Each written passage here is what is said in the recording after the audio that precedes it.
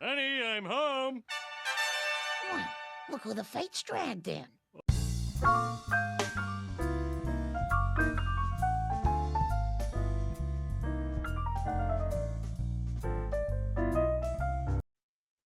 Hello and welcome back to the Movie Pope podcast, and happy November to everyone and anybody watching after Veterans Day. We just want to say thank you to all of those who have served and to show our appreciation. We are going to be taking a look at a movie about a man returning home from war. I'm, of course, speaking of The Return, which is about Odysseus' return to Ithaca and how he tries to reintegrate himself into regular society. But before we dive in, remember to like, comment, subscribe. We're slowly growing our channel, so if you can, please hit that subscribe button. It definitely helps a lot. And hit the like button. It lets the algorithm know that we're a safe channel. We're not doing anything controversial. We're not politics or religion or anything like that. We just talk about movies here. So with Christopher Nolan's Odyssey getting a lot of buzz, and we saw a teaser trailer, what was it, a few months ago, Lee? Yeah. There has been a lot of speculation as to what is going to go on in this movie, because Christopher Nolan is taking a very large piece of work, one of the most famous poems in literature, right? And he's adapting it to the big screen. And I would even say story, either epic stories or biographies, they're kind of, it's kind of like the holy grail of filmmaking, really, because it's one of those things where you don't sacrifice artistic integrity, but you also make it commercially viable, right? The big one that comes to mind, obviously, is Napoleon by Ridley Scott, which came out what 2 years ago, Lee? Was it? Yeah, 2 years ago now. Yeah.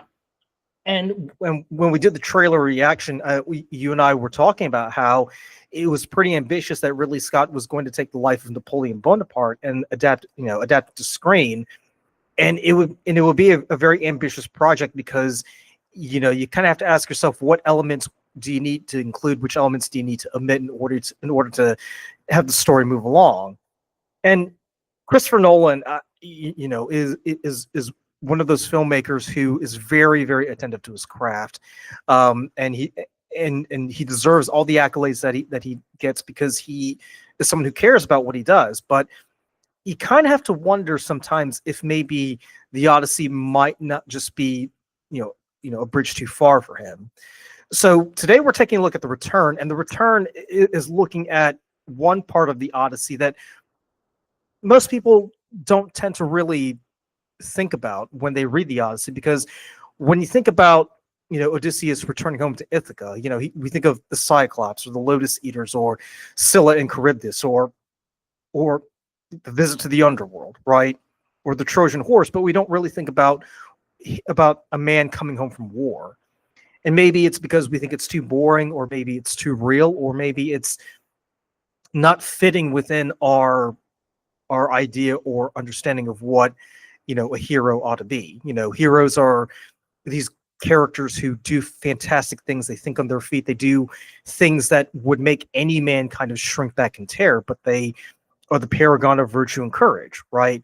So when you see someone like Odysseus, who looks bedraggled, who looks like he really doesn't belong anywhere, it kind of lets the air out, because then you begin to wonder, is this really the same man who defeated the Cyclops? Is this really the same man who devised a clever trick that ended a 10-year-long war? So Lee, today we're taking a look at The Return, and I want to look at this movie mainly because when the Odyssey comes out in July, I want to use this movie as a benchmark to kind of gauge and just see, what did Nolan do right, or where did he kind of overreach himself. But as the movie Pope, what were your initial thoughts as you watched this movie? Well, that's a great question, right? And obviously, I know the Odyssey, right? I obviously do not know it nearly as good as you do, right? So I read it once upon a time, right? Which I feel like, That once upon a time was called high school, Lee. Yes, that's true, right? Probably high school. So I read it back then, and you kind of point out something interesting, right? Because that's one of the first things is I got into this, and I kind of had to kind of like look back a little bit on the Odyssey, right? To see where it is, right? So the movie kind of opens up with Odysseus, right? We see him washed up on the shores of Ithaca, right? Which is where he's from. And this is where his journey has all led to, right? It's his return back to Ithaca, and he's been gone for 20 years, right? Mhm. So I think most people believe he's dead or gone, right? His wife, Penelope, has, I guess, never wavered in her hopes that he returns. And we see as he gets back to Ithaca, really just all these suitors, right? These suitors who are going after Penelope's heart, and really, in essence, to become the king of Ithaca, right? And there is just an army of suitors, right? I didn't even really bother getting to know all the names because number one, I ain't gonna be able to pronounce them, and two, there was just so many people. It was hard to keep track of all of them that were there, right? But to be fair, there were a lot of suitors in the poem that we really don't pay absolutely, that much attention to absolutely, anyway. right? Yeah, no doubts, right? So I totally know that there was a lot of people in there from the sake of the movie and for the sake of retelling it. There was just far too many out there for me to really get into any specifics, right? But it did make me think, right? And you kind of talked about this a little bit, but why do you think that this director and this storyteller wanted to say or talk about this small piece of this journey, right? Because the Odyssey is a huge, fantastical story of, Greek, you got all these Greek mythological creatures out there, and you see all this stuff, right? And the journey, right? The movie The Return has such a small piece of the pie. Why is it that they do this, right? Especially thinking that this isn't like a continuation of anything, right? So you almost have to have this background of knowing the Odyssey to really make this make sense.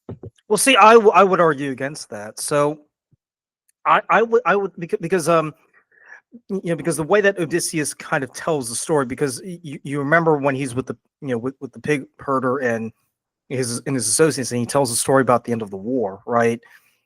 You don't really need to know too much about the Trojan War to know that it was a very long conflict. A lot of men died, and there was only one way to bring it about. And he even says, Troy wasn't the city that was meant to be captured; it was meant to be destroyed, Yeah. right? Mm-hmm. And for me, it's one of those movies where it's not about trying to retell the Odyssey, because if you want another rendition of the Odyssey, I mean, you've got it's November now. You've got November, December, January, February, March, April, May, June. I mean, you got 8 months to until Christopher Nolan's movie comes out, right? And there are plenty of other renditions of the Odyssey that you can check out in the meantime. I feel like in this case they're trying to give us something that's more grounded, right? And oddly enough, I mean, Christopher Nolan, was renowned for taking a superhero who is very much lived in the level of fantasy and grounded him, right? Because I think you and I can both agree that the Dark Knight trilogy was probably one of the best superhero movies ever made, right? Yeah. Because think about it. I mean, what we see in DC and Marvel today wouldn't be too far off with what the Greeks and Romans had way back in the day, right? Yeah. Because they had their heroes and they had their villains and their monsters and everything like that. And whenever you told these stories, like, you had, like, in a sense, you kind of had to tell it, in a certain way. So when we did a review of James Gunn's Superman, there was only really one way you could ever tell that story, and it's on the level of fantasy, because someone like Superman cannot exist in a grounded reality like Batman, right? So with the Odyssey, this isn't so much about, with the Return, I should say, this isn't so much about trying to retell the Odyssey as it is about trying to tell a grounded, relatable story. Because, if you tell a story about a man returning home from Ithaca, but he's got to fight, all these monsters along the way, it kind of loses its relevance, right? Because here he's trying to tell the story of a man who everybody talks about. Oh, he's like this great hero. He's done this. It's kind of like you remember in Braveheart how people were talking about how William Wallace was this big guy who Yeah, could like 8 feet tall yeah and yeah shoot exactly lightning out of his arse. yeah exactly. So I kind of got the same sense as I was watching this movie where people were like, oh, Odysseus is this, and I heard he's done this and that, and he did things at Troy. And then when you meet the man, it's like, this, I'm sorry, like, are you sure you don't look like him at all? You look like a sad old man, like who's, barely got anything to cover himself up with. Like, that's why I think this movie for me works, is because it's peeling back the layers and showing us the man behind the myth, as it were. It's telling us No. a grounded version of the story, and I would even go so far as to say, like, even if he'd mentioned the Cyclops or had flashbacks, I think it would kind of take us out of that moment, because you lose that level of reality, right? It's like, again, Yes. I'll use the Dark Knight as an example. Let's take the Dark Knight Rises, right? With a character like Bane, right? Tom Hardy gives us a Bane that's believable for the most part, right? Mhm. But he's not wearing a luchador mask, or he's got a tank on his back and he cranks this little device that jacks him up into this huge hulking monster like we see in the comics, right? Christopher Nolan is gave us a grounded version of a character that we can believe can exist and does terrible things in this world. So the director of The Return is giving us the same thing. He's giving us a stripped back, believable character in which it's not too far fetched that someone like Odysseus could exist in the Ithaca of this reality, right? Yeah, So no, I agree, and I really like when you talk about it being grounded, right? Because it does make sense. Because as I watch it, I'm like, this is the most human part of that story, right? Because you have all these fantastical elements in it, overall, but then this is where it's really just Odysseus as a person, right? And him dealing with the troubles that he has. So focusing on just these human elements, I think, helps separate it from everything else. It allows it to focus on something that maybe a lot of people maybe overlook, right? Or it's not something, when you think about everything that happens, you're going to be thinking about the Cyclopses and all these other big elements. But this is the storyteller's ability to focus on this human character and his struggles with coming to the terms of really losing 20 years of his life away from his not to mention, yeah. Well, not to mention too, Lee, because let's remember, this guy's been at war for 10 years. I mean, yeah.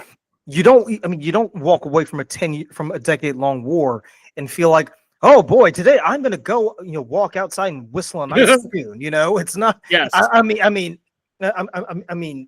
that's just not going to happen. So Yes. my question for you is, what were your thoughts about Ralph Fiennes' portrayal of Odysseus? Because this isn't the Odysseus that we're probably going to see Matt Damon play, who's like the strong, robust guy who looks like he could take on the Cyclops all by himself without anybody's help. Yes. Yeah, no, I think Ralph Fiennes did great with depicting this version of Odysseus, right? This guy that has been beaten down with war, has, had this huge journey to get back to his homeland, and he has just been beaten down by everything, right? The physical, emotional turmoils of the war, everything he had to do throughout this journey. It's a guy that just finally gets back home, and when he gets back home, his home is a shithole, right? Like, I could never imagine, like,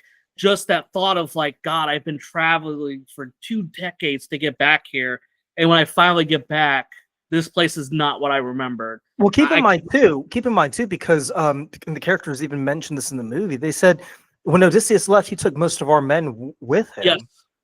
And when he comes back, he's all by himself. Like, so you kind of have to wonder, like, what weighs on his mind too. The fact that this is a man, who was responsible for the lives of, let's say 300, right, for the sake of argument. Let's say he was responsible for the lives and safety of 300 men, and over 20. I mean, obviously during war you're bound to lose like a few a few people, right? Mm, But recently, you should be expected to come back with like some of these men, yeah, right?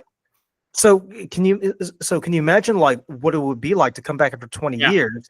All the people that you went to war with are all gone. yeah. Like, Nobody to show for it. yeah, exactly. And remember too, like he washed up naked on the beach as well. So he Yeah. literally has nothing when he shows Yes. up. Yes. Yeah. Absolutely. So, but yeah. So we have him like returning to Ithaca, and he kind of is almost existing on the outskirts because he feels devastated by everything that's happening. He doesn't feel like he's earned the right, to be back or to become that king again because he just feels like he's been a failure. Mhm. And really the whole kind of, I guess, crux of the movie or where things really kind of start off is you have the old king, right, who's in a very bad shape, right? So he ends up passing away, and this is where kind of Penelope, who's been fending off these suitors for years, right? She's been keeping these people at bay for so long. And with the death of the king, the suitors, they really start to kind of press her to make a choice because they're going to be the new king of Ithaca.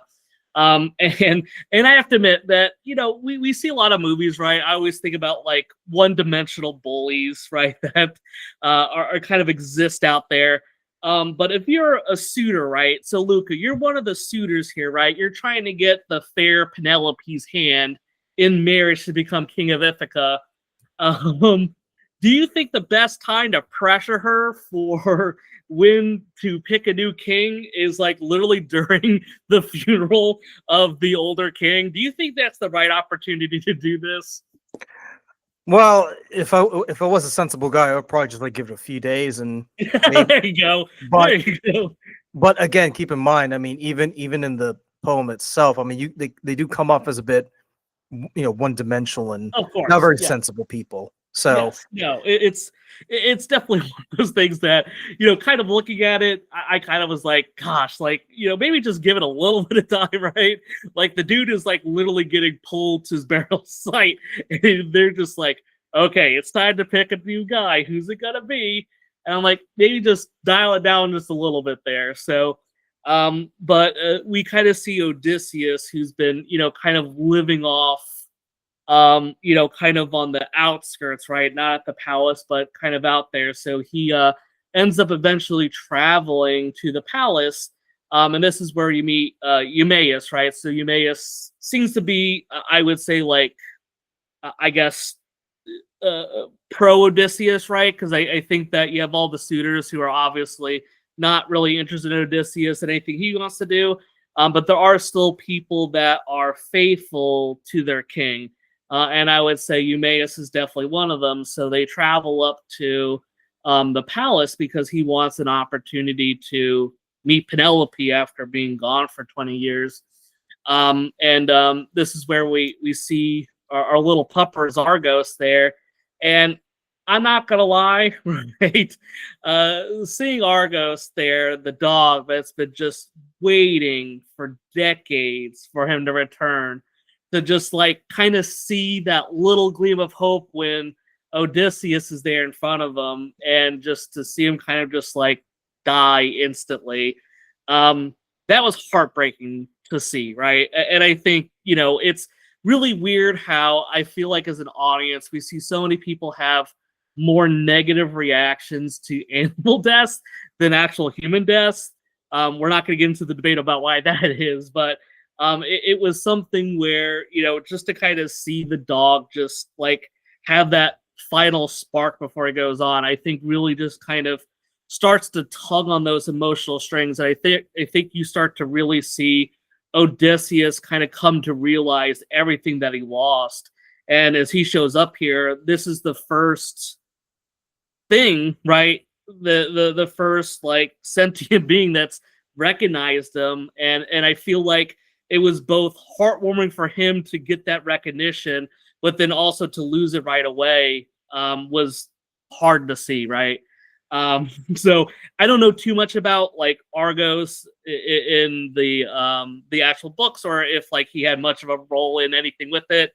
But it was something where I could feel for Odysseus returning and having to see someone die in front of him again, knowing everything that he's gone through already.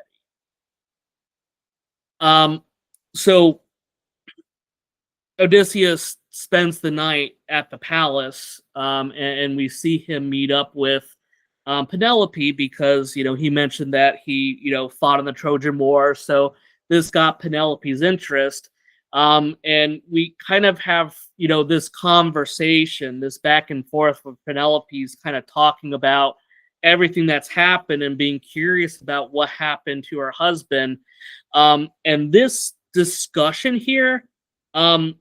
I thought was fantastic. I thought this was, to me, the highlight of it, because you have the character Penelope who's sitting here and questioning Odysseus, not realizing who it is, right? Questioning him about everything that's going on.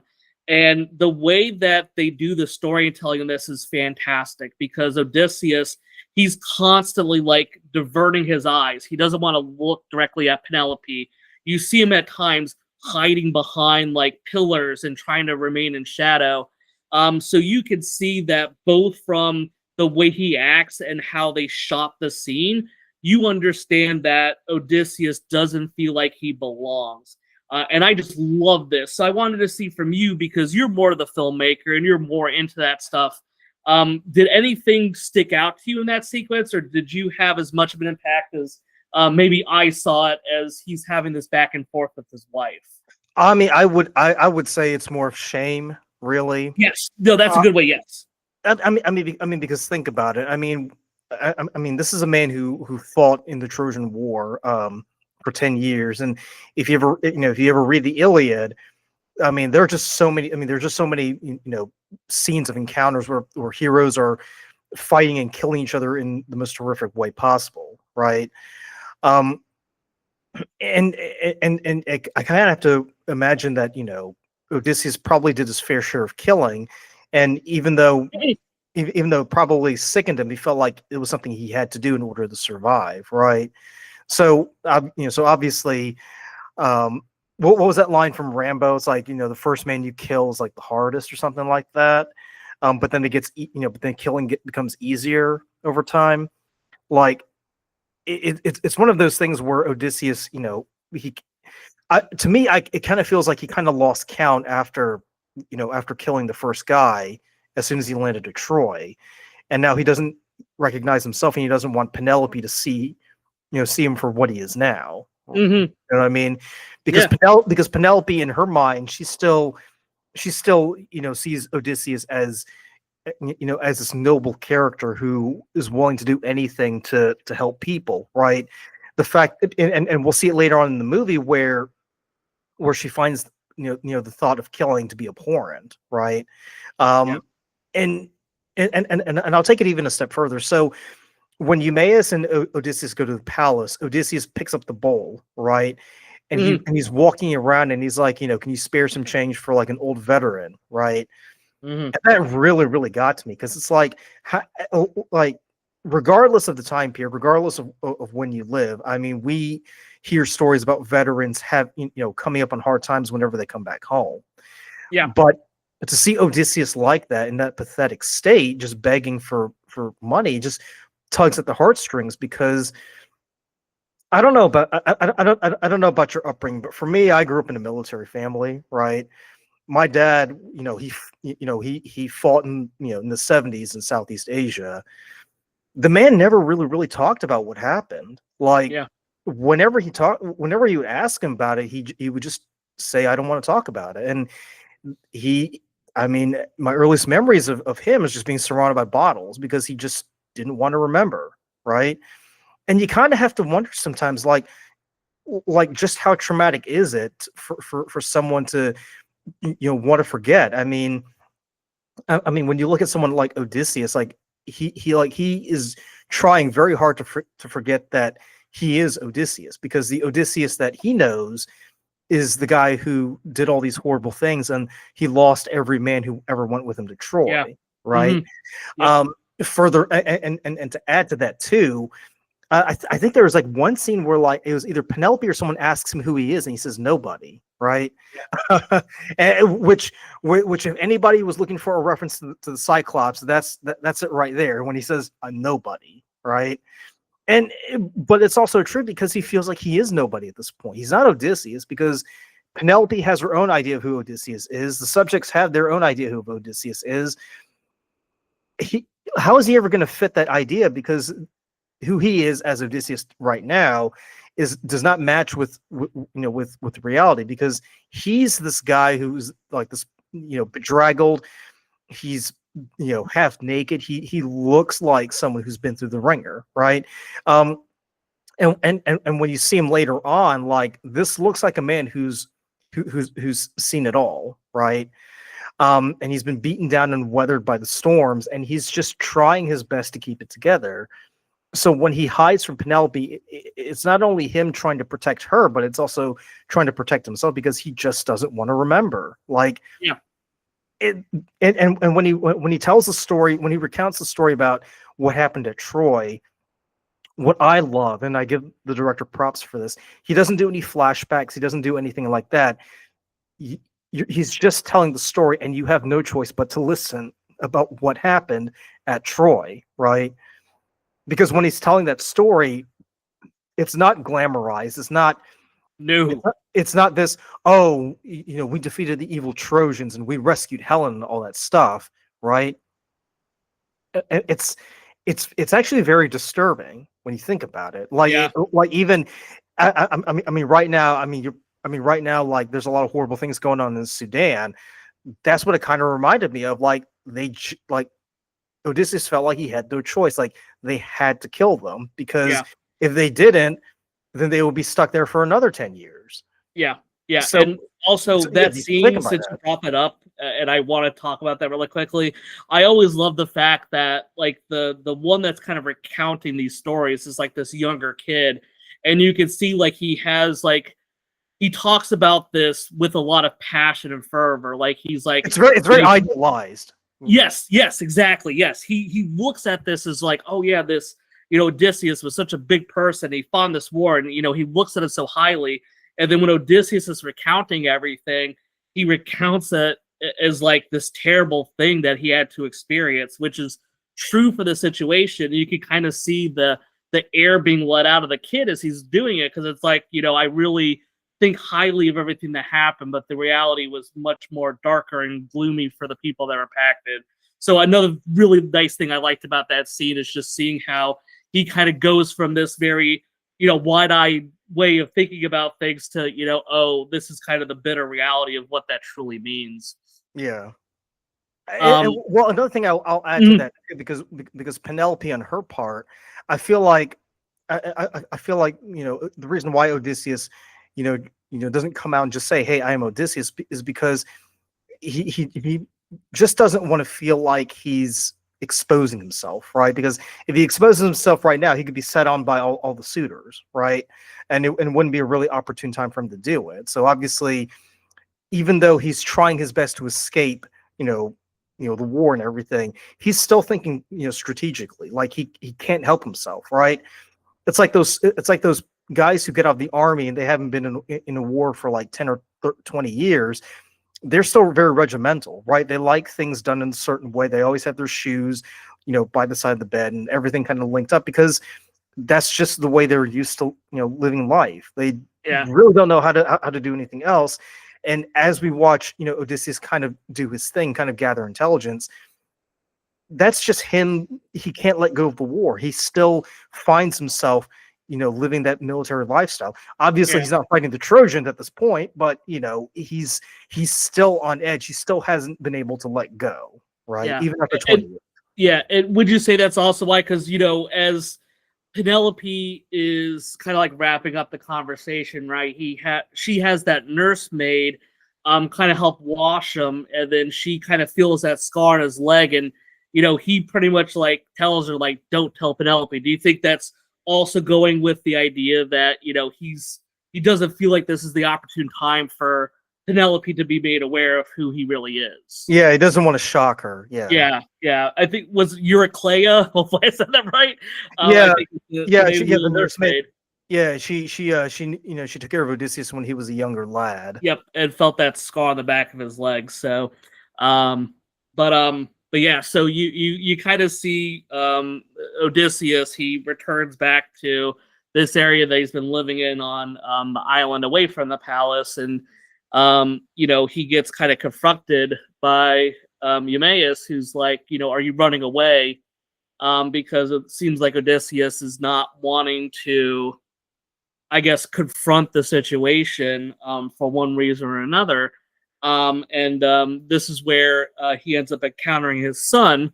I know his son has been a part of the movie. I don't mean to like bring him up now that he's there, but he's been kind of, doing things on the island to help show like how bad the situation is with everything. But he, kind of have Telemachus meeting his father for the first time. And we see that there's now this hunting party that's been put together to get Telemachus that was put together by the other suitors. So he's being hunted, and Odysseus, kind of like steps in, right, kills two of these guys, and it kind of starts to feel like at that moment it's maybe him kind of getting some of his mojo back because he's kind of fighting for his son. And I thought this was really interesting, right? Because he kind of flat out tells Telemachus that he's the father, right? And this is like not too far after his meeting with Penelope, right? Like this is the following day. So I was curious for you, Luka, why do you feel like he wanted to admit to his son that he is indeed Odysseus in that moment? Well, what do you think kind of got him to change his mind and maybe start to accept who he is again? It kind of goes back to what I mentioned, a few minutes ago about never leaving that military mindset, right? Mm-hmm. Like he kind of wanted to show Telemachus, hey, your dad, fought in the war, and he's this guy here, right? Yeah. So the stories that you heard about your dad being a war hero, yeah, that's me. Like I just tanked these two dudes. Like, what do you think about that, son? Yeah. But a part of me kind of also feels like it was a bit of an emotional slip, right? Because confronting his son and just being there with his son, like he's just so overcome. Because remember, like he's been gone for 20 years. Last time we saw him, he was a baby, right? Yeah. So it's almost like so like if you haven't seen like a family member or someone in a long time, right? You kind of feel like, hey, I need to tell you, I'm this person here, right? It's like an emotional slip almost. I just felt like he couldn't help himself, really. Like that's my interpretation there. Yeah. No, that's very fair because Odysseus is kind of helps his son kind of evade this capture and really death, right? Because the hunting party, they want to get rid of Telemachus, who's gonna mess up the wedding. So, they're trying to get rid of him. So, we see them able to escape. Now Penelope, right? So she's been making this shroud, right? Originally, she was making this shroud to bury the old king with, but once he died, there's no need for the shroud. So she started, creating this shroud that she was going to use for her, wedding dress. But someone, right? And I believe it's Antinous, right? Yeah. Is that how you pronounce it? Yeah. I think that's how they say in the movie, Antinous. Perfect. I got it on the first one. So he's been kind of, I would say, I would kind of consider him to be the main suitor, right? I think he's been kind of the one, at least in my mind, is being depicted as this, kind of the front runner, and he's not really out. How do I put it? He's not overt. He's not as like abrupt with his, I guess, going after Penelope, right? Because a lot of the people are extremely aggressive, right? I think he takes a very kind of passive aggressive approach to it. Think about it. Well, think about it, Lee, because Odysseus, in mythology, is renowned for being very clever, right? Absolutely, yeah. Athena takes a liking to him because she sees him as very industrious and very clever, and he thinks on his feet. So maybe Antinous is kind of presented as like the I don't want to say like the anti-Odysseus, but a mirror of Odysseus. Like Yes. he kind of like mirrors, Penelope's idea of Odysseus as this very clever man, right? Yeah. So it's kind of like a Holmes and Moriarty kind of conflict, really, because you've got these I two like guys. that. Yeah. Yeah, because you got these two guys who use their heads, except Yes. Antinous, he's more or less manipulating the other suitors to kind of Exactly. to kind of and I would even say like Antinous probably had a scheme to like have the suitors all kill each other, and then he ends up as the last man standing, like kind of like a Little Fingers kind of vibe to him, right? He's not for sure. he's not the kind of guy who's going to like go out there and bench press like 120 like 20 pounds or anything, but he's going to find a way to make you like do what he wants. And and we'll see later on in the end where everybody has a go at trying to string the bow, but he's like the only one who's like, fuck this shit. Like, nah. Right. Because like his thing has never been, he's not about his physical prowess, right? It's about his mental prowess that really kind of shines through with this character. Because as he finds out that Penelope's been undoing this weaving every night, he kind of presses her to be like, hey, look, you got 24 hours. I don't want to sit here and tell everybody else, right? Because everyone else could be pissed, right? So that's him showing, as you put it, right, that's his manipulation, right? Like he knows that, hey, I have this huge secret that I can now spring at any moment. And there's be a lot of people that are not going to address the situation the same way that I do. Yeah, it's kind of like him saying, "Hey, listen, I'm not going to do anything, but if someone else does it, hey, that. I mean, I'm out of my control, right?" Exactly. It's kind of like how the mafia is like, it's a really, really nice place you got here. Shame if something were to happen to it. Yeah. Yep. Exactly. So, Penelope, right? She decides like, hey, I'm going to put a test forward for the suitors, right? She brings out this bow and she's like, okay, the first person that can string this bow and shoot this arrowhead through these axes, right? They're going to be the one that is going to be the new king, right? And you can kind of see she's kind of goading the suitors, right? Because she's like, the suitors are saying like, hey, no one could do that. That's not possible. And she's like, well, my husband could do it. Why would I want any lesser man? So I love how she's like kind of sitting there like goading the whole thing. Like, hey, that was such a good line, by the way, when she delivers it too. Yeah, absolutely. Yes. Yeah, absolutely. I really did like that. She did great with, I think, Juliet Binoche. Yeah. Did great with that. So she kind of delivers that line and you see all these suitors getting up there, right? None of them could even string the bow, right? So like they're not even in the shooting part, right? They can't even string the bow. Everyone kind of goes up there, and then as you mentioned, right, Antinous was like, hey, this is all a big joke, right? What are we gonna do if no one could do it, right? Like, I mean, he pretty much is like, he kind of calls it out for what he sees as like this farce, this trial that's not really appropriate or needed. And then we have Odysseus, who's there, right? He's been kind of quiet all this time. He comes up there and he strings this bow, right? Shoots the arrows through everything. And everyone kind of has this, reaction to like, oh, holy shit, like what just happened?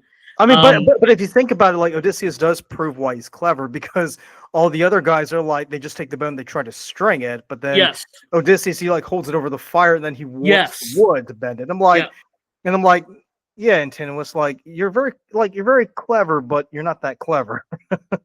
That's true. That's a great point, right? Because he knows that, and like I said, I don't know if that's a white-held thing. I don't know if it's like the material that kind of loosens up over flames. So I'm not a bow expert, but you're absolutely right? Like it definitely shows it's not only his physical prowess for Odysseus, right? It's also he has all this knowledge for how to, work smarter, not harder type of mentality when it comes to stringing this bow up. Yeah. And you kind of just see everyone's reaction to it, right?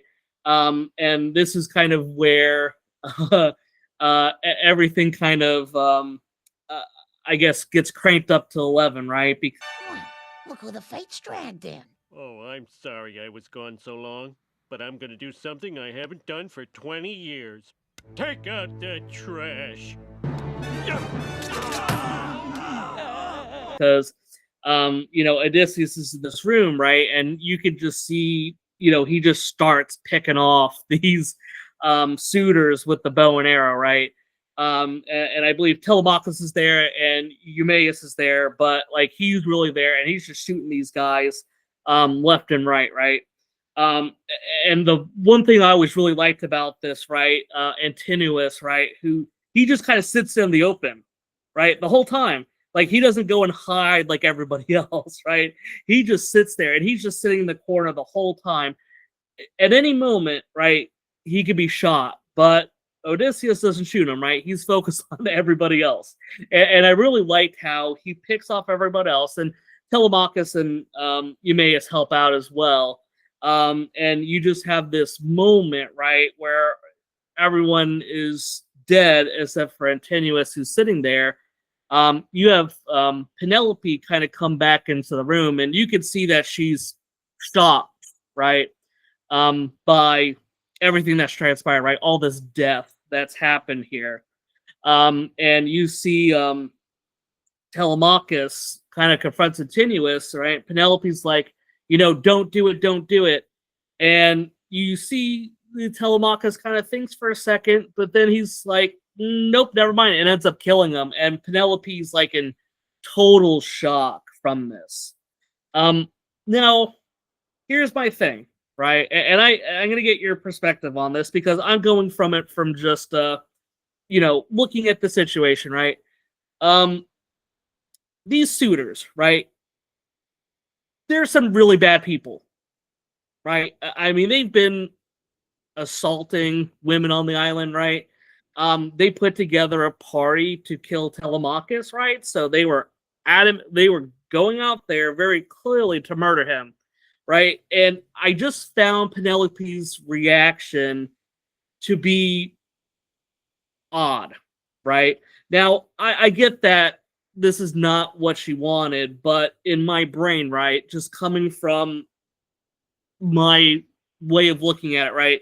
If someone was sitting there assaulting all my workers and they're out there to kill my son, I don't know if I'd be super upset with them all being killed. But she has this horrifically negative reaction. So what did you think about her reaction to it? Do you feel like that's who her character is, that she's like, above all this and shouldn't see anybody die? But how do you kind of, I guess, wrestle that with the idea that, I mean, at the end of the day, these people treated them like shit, have ruined their country for years. Why not have a little bit of vengeance, right? What do you think about that? I think for Penelope, she's averse to violence, and I think furthermore, I mean, there's been a lot of death and killing because of the Trojan War, and I would even imagine too that during the war, Penelope was probably getting reports, if not weekly, then monthly, about what was going on, and it probably made her think, well, I certainly don't want my child growing up like that. Like, yeah, his father is a great man, but I don't want him going around being a cold-blooded killer. So when so she's probably doing her best to try to raise him in such a way that he's not like that, right? But when Telemachus, actually does do what he does, and he kills and beheads Antinous, I think for her, it feels like she failed as a parent, and because those 20 years she's had to try to raise Telemachus, in such a rough environment, and to try to make him be the better man, for him to just succumb to that. I think for her it's heartbreaking because she feels like, those 20 years I spent trying to, make you think and feel and act a certain way. Well, that's all gone down the toilet. Like it was all for nothing, really. So for me, I kind of felt like, that Penelope was trying her best to raise Telemachus to be, a different man from his father, right? And also keep in mind too, his father wasn't in the picture that much, right? No, not at all. So it's been 20. So really, Telemachus has had 20 years of of being raised by a single mother, if you think about it. Yeah. So really, so when you think about it, like she would have hammered home like daily the the importance of trying to do this, this, and this, because obviously if you're raised by, a mom and dad, mom's going to tell you, well, maybe do things this way, but then dad says, well, I would have done it this way instead, right? So like if you were dealing with a bully, your mother, you probably would have said, well, maybe try to talk to him and figure out why he's doing that. When dad would have been like, well, next time he comes out, you just deck him in the mouth so he knows you don't fuck with me, right? Yeah. Yeah. So I kind of feel like in that one fell swoop, Telemachus basically proves that he's very much his father's son, right? I mean, you could even say it's instinctual too, but I would even say the reason why he does it, part of it is because he's fed up with the way that his family's been treated. But at the same time, I also feel like he's also wanting to prove to his dad that, hey, I'm just like you, and I want to be like you. Yeah. And hey, you killed these two guys earlier who were trying to kill me. Antinous he's still going to try to kill you. So I want to do my part to show I can protect my family as good as you, and also kind of prove that I'm just as capable of being a warrior like you. Also, keep in mind, I mean, earlier on, Odysseus castigates Telemachus because when Telemachus, calls his dad down and says, "What kind of a man goes off, for 20 years and lives on an island with another woman while his own wife was waiting at home for him? Who does that?" Odysseus basically says, "Well, you're your father's son. You're supposed to be the steward of this land. Like, what the hell are you doing?" Yeah. So when he does it, I kind of feel like that's him kind of answering that question for his dad. Like, yeah, you're right. I did fuck up. Like, I should have been my father's steward while he was away. But here it is. I'm going to show you how I'm a steward. I'll behead the guy who has been the ringleader of all these suitors for these past 20 years. Yeah. Been a long time. So, so after his death and all the suitors are out of the picture, Telemachus is like, hey, you know what? I need to go on a journey to find myself. Which I don't know if he has his own story out there. It wouldn't surprise me at all. Luka, do you know? Like father, like son, Yeah. So he's going to go on his own epic journey, right? Now, Luka, do you know anything about Telemachus after this incident? Is there some famous writing that's out there that tells more about him? Not that I know of. Okay, that's fair. Was curious. I guess the closest would be in Dante's Inferno, where Odysseus decides after coming home from Ithaca, he's going to keep exploring. So he travels all the way to the southern hemisphere, where his ship gets swept, to the bottom of the ocean, and he and all of his men die. So, well, so I guess. But Telemachus goes out on his own journey, and you see kind of Odysseus and Penelope trying to kind of reconcile everything, right? Because I think after everything that's happened, Penelope doesn't just welcome Odysseus with open arms, right? She's very much put off by everything that's happened. And I think that, when someone like that's been gone for 20 years, I'm sure there's like a flood of emotions coming to you about what to think about everything. But, as the two of them are kind of sitting together, right? They start to, say like, hey, you know what? Let's talk about everything that's happened, right? Because, I want to still move forward with you, right? So they kind of, have this, nice moment of him or them trying to kind of reconcile everything they've been going through and just trying to push forward after this 20-year absence between the two. And that's really how the story ends. And I mean, really how the Odyssey ends too, right? That's the end of the Odyssey, the end of the movie. So we really get an opportunity to get the kind of the closure on this, epic 20-year journey that Odysseus has been away from Ithaca. And, I would say, just for my final thoughts here, right? We've talked about kind of Ralph Fiennes and Julia Binoche, who plays Penelope. They did great, right? Two very strong acting leads in this. There was a lot of really impressive, kind of cinematography, be able to kind of experience everything that Odysseus has been going through up until this moment, and kind of that, kind of refreshing ending where it's like, hey, you know what? After everything he'd been through, there's this glimmer of hope that, I mean, things will never return to normal, but it would feel, or it would be as, I guess, close to normal as you could expect.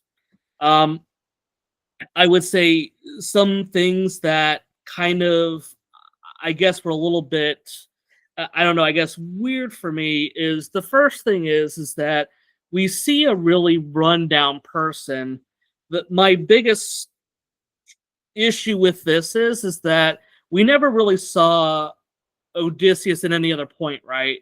Like we didn't see his journey, we didn't see his like charisma or the way he was before. So when we see Odysseus, I can totally understand how this character got there, but to me, his emotional journey isn't as strong because I don't really have a baseline for what he was before. I don't know the type of person he was. For all I know, that guy was a piece of shit before he left, and this is about on par with what he is, right? So I think that when the story takes a very small segment of the Odyssey, I think that there's some elements of that that's missed. So, you know, I think that's kind of really my main gripe with this is I would like to see more. And I understand that, you know, you can't show all this, right? There's so much that's in this story. But I think if we understood a bit more about who Odysseus was at the beginning, I think it would have made his turn at the end that much more impactful knowing that. That's at least just my take on it. So I think if I had to give this anything right, I mean, I think that this is a solid 3 out of 5. It doesn't really like, you know, kind of blow me away with anything. You know, I think it does everything really well, but I also feel like it just maybe doesn't have as much oomph to the story as I would have liked to have seen with it. And like I said, it's one thing where I'm totally glad I watched it. I just don't know if this was a movie I would really return to in the future. So Luka, I will pass on over to you. Someone that's much more knowledgeable about the Odyssey than the lowly old movie club. Well, I would give it a 4 out of 5. Ooh, wow.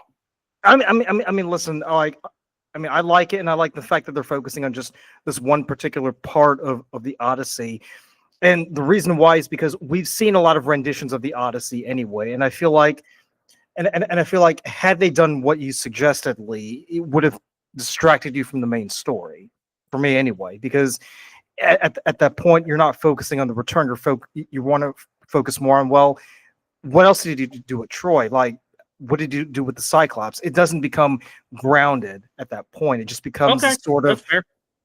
It sort of becomes this thing where we want to learn more, and we kind of start to lose the plot because at that point we're just more concerned about, you know, about his wanderings than him actually trying to, you know, figure out like how he's going to reintegrate himself back into society. I would also say too that Ralph Fiennes gives us, you know, a wonderfully different portrayal of Odysseus because, like I said, I mean, for the most part, we have this perception of Odysseus as this proud warrior who looks like, you know, who could spear anybody, right? He's not. He's not the intellectual character, but he's more of like a big meathead who can just rip someone's head off because he's got to be in order to take on these fantastical monsters like, you know, Scylla and Charybdis and the Cyclops, right? Whereas here, like Ralph Fiennes is giving us, you know, a character who we can believe has, you know, been through the ringer and who hasn't been able to find rest and who has seen things and frankly would very much like to forget what he's seen, right? Yeah, for sure. So you know, at least for me, he's giving us a very believable character who, you know, who especially around this time of the year, you know, with Veterans Day, you could talk to your neighbor and never realize, hey, this guy was a Green Beret, or your coworker, or hey, you had no idea that this person saw action and was awarded a Purple Heart. Like, he looks like any other ordinary guy. Like, you would have no idea of knowing that this was Odysseus, or even a guy who fought in the Trojan War, a war that everybody has heard of and everybody has, you know, has some stories to tell, whether it's positive or negative. So I will give them props for that. I do. I do feel like there are some moments where it was a bit slow paced. I do wish they would pick it up at some point. Yeah. But but given its runtime, it's a little under 2 hours. I will give them props for that because for the most part, because they're not trying to retell the whole Odyssey, they're only telling like a small segment of that story. It gives them a bit more wiggle room to kind of be a bit more free to explore the emotional journey, right?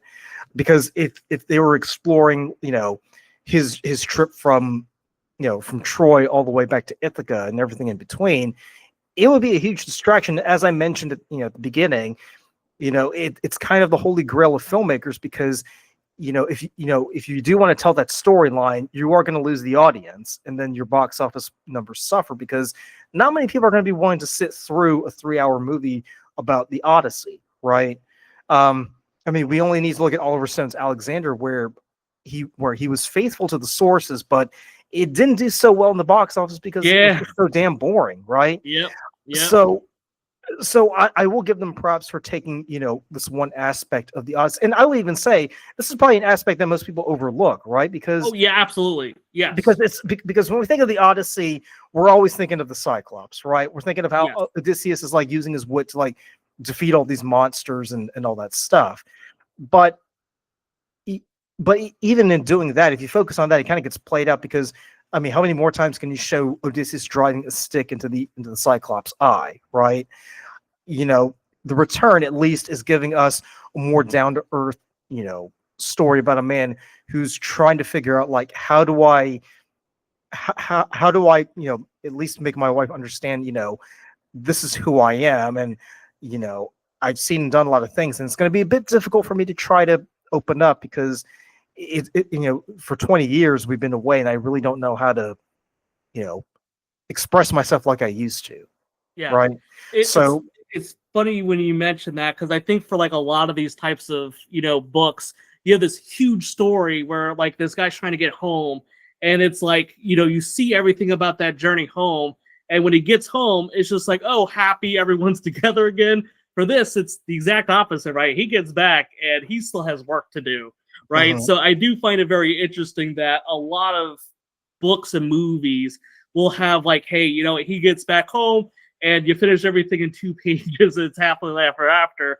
There's still so much more story to tell. So it is very interesting to see how that is kind of played out in this, where it's like, hey, for most things, everything would have been smoothly, but there's still more story we need to get through.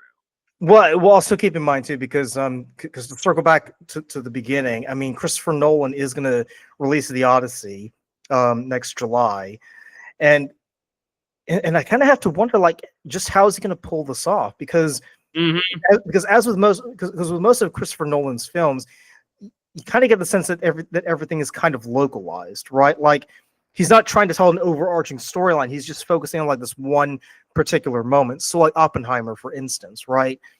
Oppenheimer, I mean, he's not trying to tell the entire life of John Oppenheimer. He's mainly focusing on, the Manhattan Project, right? And the aftermath. So for a movie like the Odyssey, I'm a bit apprehensive. I'm excited but apprehensive because I'm not entirely sure, like, how is he going to be able to pull this off in a way that it's engaging, but at the same time, he's not going to lose the audience, right? Yes. And for me, that's a bit of concern because I kind of feel like as great of a filmmaker as Nolan is, and he does carry a lot of weight, in the industry, a part of me kind of wonders, like, will this be a bridge too far for him? So what do you? Yeah, I know it's too early, but what do you think? He might bite off a little bit more than he can chew. Yeah, exactly. So I feel like at least with the Return, it's playing it safe, at least in terms of storyline. Like, it's not. He doesn't talk about like the Cyclops or anything like that. But at the same time, it's telling us a story that is at least a bit more relatable and is a bit more localized. Whereas the Odyssey, I mean, really the only way you can tell that story is if you did a miniseries, really. So yeah, I mean, I would be very curious, like, once that movie comes out and we do a review of the Odyssey, we kind of look back on the Return and kind of use this movie as a benchmark to see like what he did or didn't do right. But yeah, why don't you go ahead and take us out, Lee? Yeah, no, I appreciate everyone for chatting about this, and as usual, Luka, you bringing your knowledge about the Odyssey out here, because my brain cannot hold all the information. So thanks for helping share some of that stuff that, like I said, I remember but don't remember super well. I definitely want to thank the audience for listening to us as we checked out The Return, and probably not a movie a lot of people heard of, but definitely something interesting to watch, especially if you're interested in the Odyssey and really just the amazing story that's a part of it. Hopefully everyone gets a chance to check it out and let us know what you think about it, because I think this one might be the one that we've had the biggest disparity on ratings. I don't know that for a fact, but we were a full point apart on this, and I'm kind of curious to get other people's input about this. Well, don't forget. You and I disagreed on Cocaine Bear from a few seasons back. So did we? I don't remember too much. I don't remember too much about. I know you didn't like it, and I remember I enjoyed it. So oh, okay, that's fair. That's fair. So all right. Well, thanks everyone. Enjoy.